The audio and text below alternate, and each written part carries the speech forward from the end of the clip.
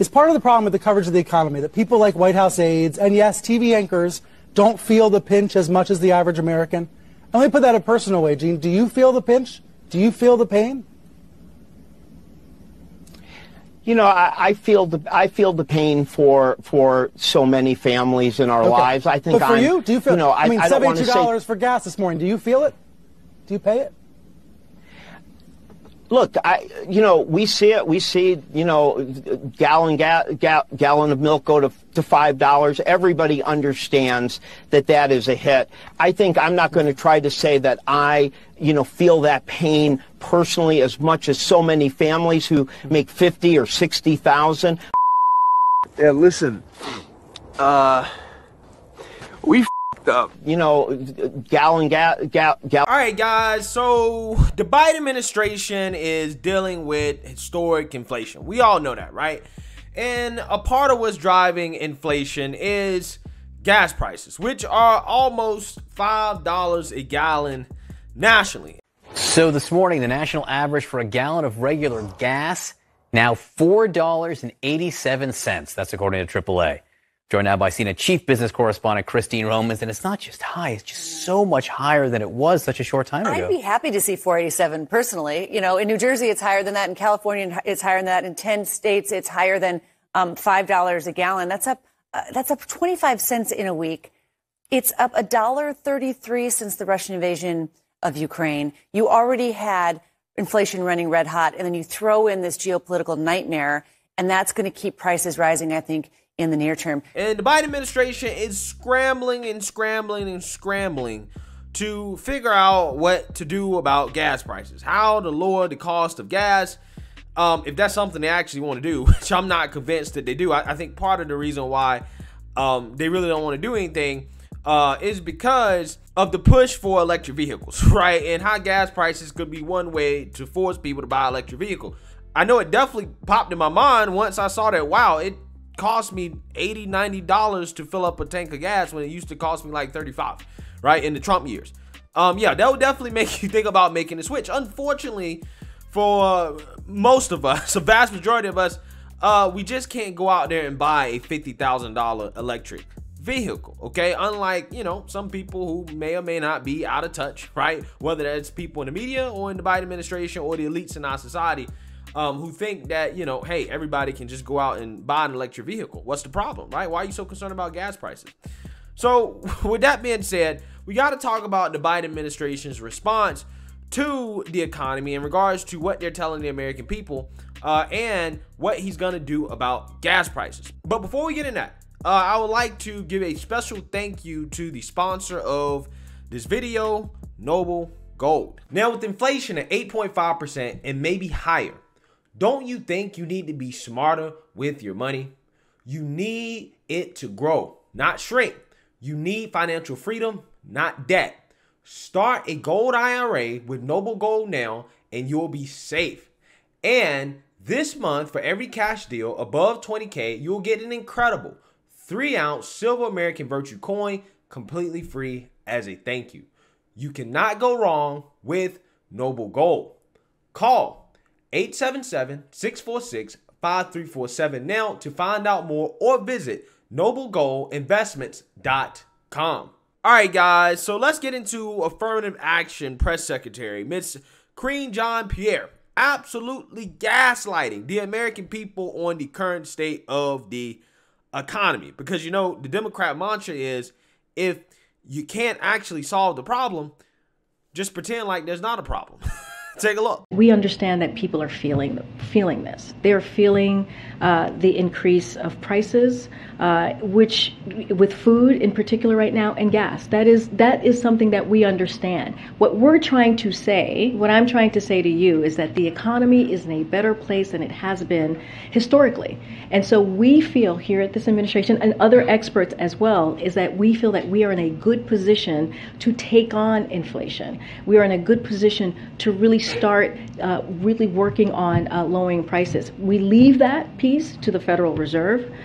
They have the monetary policies to deal with to have the best tools to make sure that we bring down inflation. That's the pain that the American family is feeling. And so that's what we're saying. What we're saying is that we were in a different place a year ago, and now we are in a much better place economically, but there's still work to do, and we understand that. Yeah, so basically what she's saying here is that I feel you guys' pain. I know that the economy is actually bad, but I'm paid to come up here and tell you guys that it's good. In fact, it's the best economy we've had in a long time historically, right? According to Karine Jean-Pierre, okay, according to her. And you notice that she didn't state that as a fact, right? She didn't state that as, well, we know because such and such and such has stated that the economy is doing well, you know, based off these statistics and these facts. No. She said, this is what we're trying to say, right? This is what we're trying to convince people, okay? This is what the Biden administration has resulted to, guys. Telling you that, hey, you know, guys, I know that, you know, the economy's bad. We all know that it's actually bad, but we're trying to tell you that it's good, right? Will you believe us? When, again, the American people has made it very, very clear that they're not really feeling Biden. And the main reason they're not really feeling Biden is, in fact, because of the economy. I mean, even the mainstream liberal media is saying this. Take a look. And you might be asking yourself, okay, how is this impacting President Joe Biden? Look at his job performance on gas prices. You don't have to be a mathematical expert to know that 31% is a very, very bad number. The vast majority, more than 2/3 of Americans, disapprove of Joe Biden's job on gas prices, Jake. Joe Biden's job performance on inflation. Look at that. Just 28% disapproval rating. 2/3 of Americans disapprove of Joe Biden's job performance on inflation. And, you know, that is a very, very, very, very, very bad number when what is the most urgent issue facing Americans? Look at that. Inflation, 33%, the clear runaway there. 3 times as many folks who said abortion. And you might have remembered immigration was something that Republicans were going to want to hit on in this midterm election, but just 7% say that. They're much wiser refocusing on inflation. And if you watch Republican messaging, they're exactly doing that, Jake. Yeah, so what that guy said, right? Especially at the end, when he highlighted how Republicans are now using this in their messaging. They're basically hitting Biden on the fact that the economy is not good and that inflation is the main cause of the American people's concern. And it seems that this messaging has been quite effective. Green car, an electric car, hybrid car? All right, two-pronged question for you, William. Okay. The first one is this, and Katie makes a great point. The fact that we are seeing gas prices impact people's pocketbooks so much right now, would that change how you're considering voting for the next election, whether it's congressional later this year or presidential a couple of years down the road? Definitely. I just know that one administration had cheaper gas, and this administration has more expensive gas. And this is a bottom line, strictly financial conclusion for you. I mean, it's a housing market. It's everything you previously mentioned. Gas is a big part of it. Yeah, so I bet that MSNBC reporter was pounding sand mentally when he did not hear that January 6th was, in fact, gonna be a part of the American people's decisions in regards to how they're going to vote. But he was very disappointed that the guy didn't bring up January 6th. I'm sure, okay? I'm sure they were disappointed in that. But with that being said, again, this is a problem for the Biden administration, okay? Because people are going to vote on this. And it doesn't seem like this issue is going to be getting any better for Joe Biden in the near future. Goldman Sachs now forecasting oil prices will spike to $140 a barrel this summer as gas prices continue to climb to new record highs. Joining us now is Chief Business Correspondent Christine Romans on these numbers. That is no relief in sight. No, it's stubborn. I mean, inflation has been stubborn and gas prices have been this thing every week, the real feel economic indicator for families. You know, you're paying $40 more to fill up an SUV, and overnight, another 4 cents on gas prices, $4.96. You know, this is like up like a rocket ship in terms of how quickly these gas prices are rising. And when you look at all the states that already have $5 a gallon gasoline, every night another couple of states are added to this list. And we're expecting this here to continue. Now, you got to reach $5.40 a gallon to match inflation adjusted, the high from 2008, 2009. But with inflation on everything going up, it just shows you why the American consumer is so frustrated here. So yeah, so with no end in sight in regards to rising gas prices, it seems like this summer, the gas prices are going to get even higher. It's hard to believe how high gas prices might get. I mean, in some parts of the country, like California, we may see $10 per gallon gas. Okay, I mean, again, absolutely unheard of.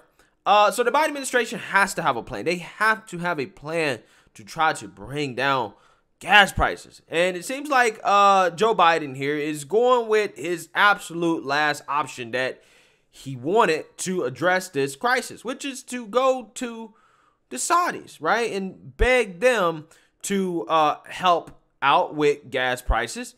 And when asked about how Saudi Arabia was going to help exactly, the Affirmative Action press secretary couldn't really give us an answer. What evidence can the White House point to that repairing relations with Saudi Arabia will lead to reduced gas prices here in the United States?